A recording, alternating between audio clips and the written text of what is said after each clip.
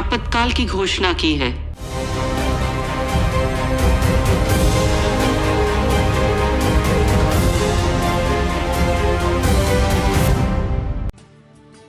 आपातकाल की घोषणा ने देश की राजनीति में दूरगामी बदलाव की शुरुआत की और लोकतंत्र के मूल्यों की अहमियत भी दिखाई।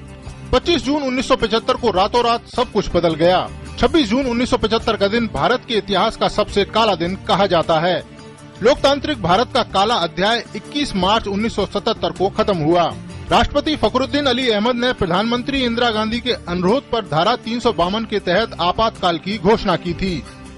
आजाद भारत के दौर का ये सबसे विवादास्पद दौर माना जाता है। लोकनायक जयप्रकाश नारायण ने इसे सबसे काले घंटों की संज्ञा दी। इस घोषणा के तुरंत बाद रातों रात कई नेता हिरासत में ले लिए गए। वास्तव में 25 जून की घटनाओं की जड़ 12 जून 1975 थी। उस दिन सुबह सुबह ये खबर आई कि अदालत ने फैसला सुनाया है कि इंदिरा गांधी ने 1971 में रायबरेली चुनाव जीतने के लिए सरकारी मशीनरी का गलत इस्तेमाल किया था और इस कारण न्यायालय ने उनका चुनाव रद्द कर दिया और उन्हें 6 साल के लिए चुनाव लड़ने के लिए अयोग्य भी घोषित कर दिया। अदालत का यही फैसला आपातकाल लागू करने का मुख्य कारण बना, लेकिन सरकार ने सुरक्षा, पाकिस्तान के साथ युद्ध, सूखा, 1973 के तेल संकट का हवाला देते हुए इन्हें राष्ट्रीय सुरक्षा के लिए खतरा बताया।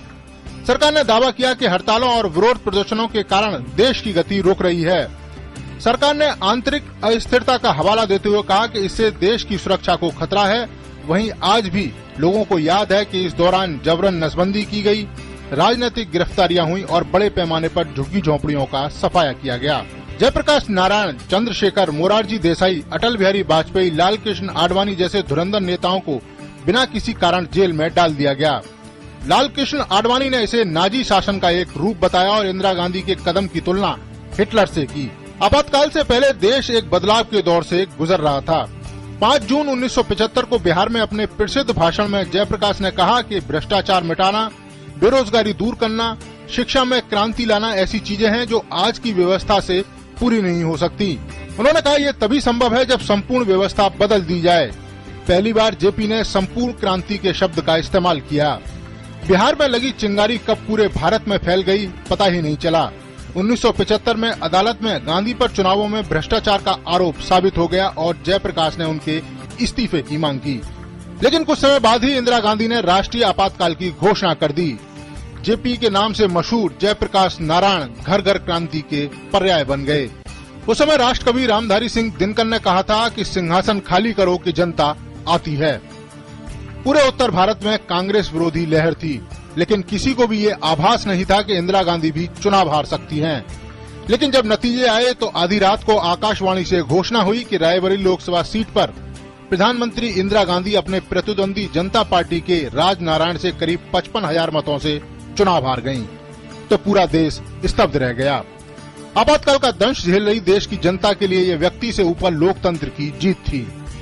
इसके बाद 1977 में चुनावों की घोषणा की गई। इस आपातकाल ने कांग्रेस को बुरी तरह से हार दिलाई और आजाद भारत में पहली बार मोरारजी देसाई के नेतृत्व में गैर कांग्रेसी सरकार बनी। उस समय मुझे उस जेल में रखा था चंडीगढ़ में, पहले दिल्ली जेल में, वहां से अम्बाला से चंडीगढ़ और चंडीगढ़ में पीजीआई में उसी कमरे में रखा जिसमें जयप्रकाश नारायण जी को रखा था। जयप्रकाश जी उस समय छूट के चले गए थे, उन्होंने भूख हड़ताल की थी और उनको फिर वहाँ से लगभग उस समय जब लगा कि अब उनका निधन हो जाएगा तो उन्होंने दूसरी जगह पे शिफ्ट किया। मैं जब उस कमरे में गया तो खिड़कियों में और जो रोशनदान तक उनको लकड़ियों से इस तरह से ख़त्म किया गया था कि ना सूरज की रोशनी आती थी न चाँद की। मैं जितने दिन भी वहाँ रहा न मैंने चाँद देखा न मैंने सूरज देखा और ऐसी जगह पर जयप्रकाश जी को रखा गया था और लाखों लोग गिरफ्तार हुए और उनकी गिरफ्तारी का कोई कहाँ उनकी बाद में यातनाओं का कुछ समाचार पत्रों में छपा था। 25 जून 1975 कांग्रेस की इंदिरा गांधी की सरकार ने देश भर में इमरजेंसी यानी आपातकाल घोषित कर दिया था। आज की नई पीढ़ी को तो ये मालूम ही नहीं है इमरजेंसी आपातकाल क्या होता है। उसका मतलब ये था कि आप सरकार के बारे में कोई विरोध नहीं कर सकते, उसका मतलब ये था अखबारों के ऊपर सेंसरशिप, यानी कि कोई भी अखबार बिना सरकार के चेक किए हुए छप नहीं सकता। सरकार जो खबरें चाहेगी वही छपेगी। उसका मतलब ये था सभी विरोधियों को जेलों के अंदर ठूस दिया गया था।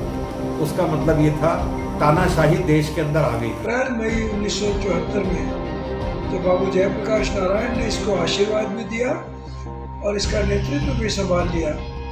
तो ये जयप्रकाश नारायण आंदोलन कहलाने लगा।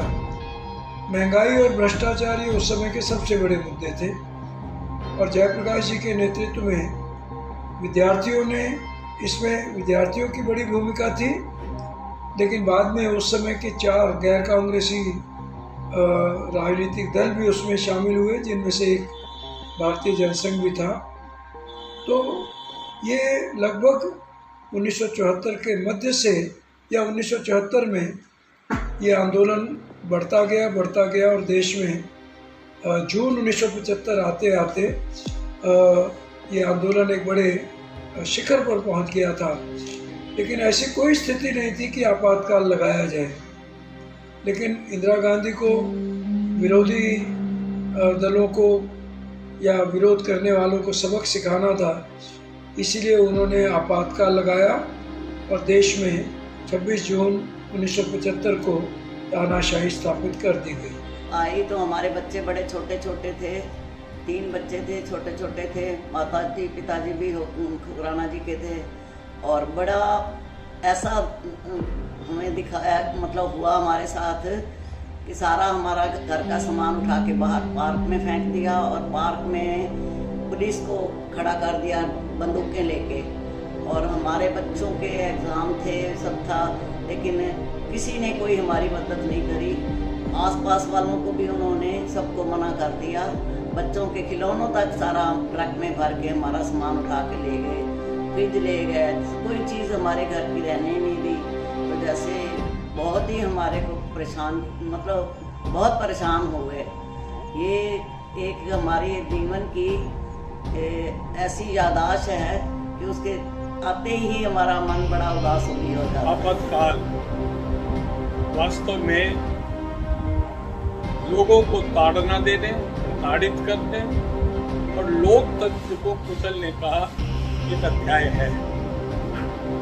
लाखों कार्यकर्ताओं ने जेल में जाकर के, जेल के बाहर अनेक यातनाएं सह करके और लोकतंत्र को बचाने का एक प्रशंसनीय और श्रेष्ठ कार्य किया। वो सभी कार्यकर्ता वंदनीय हैं। इमरजेंसी में इंदिरा गांधी ने अपने अधिकांश राजनीतिक विरोधियों को बंदी बना दिया था। मीसा और DIR का जमकर दुरुपयोग किया था। प्रेस की सेंसरशिप लगा दी गई थी और अभिव्यक्ति पर ताला लगा दिया गया था। जब देश में आपातकाल लगाया गया तब उसका विरोध सिर्फ राजनीतिक दायरे तक सीमित नहीं रहा था, राजनेताओं तक सीमित नहीं रहा था, जेल के सलाखों तक आंदोलन सिमट नहीं गया था।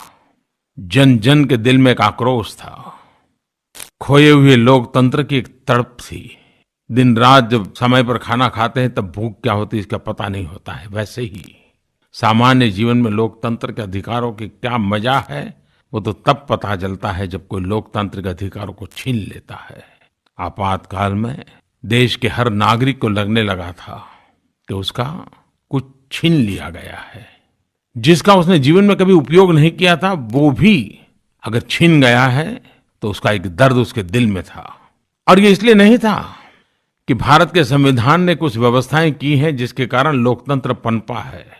समाज व्यवस्था को चलाने के लिए संविधान की भी जरूरत होती है, कायदे कानून नियमों की भी आवश्यकता होती है, अधिकार और कर्तव्य की भी बात होती है। लेकिन भारत गर्व के साथ कह सकता है कि हमारे लिए कानून नियमों से परे लोकतंत्र हमारे संस्कार है, लोकतंत्र हमारी संस्कृति है, लोकतंत्र हमारी विरासत है।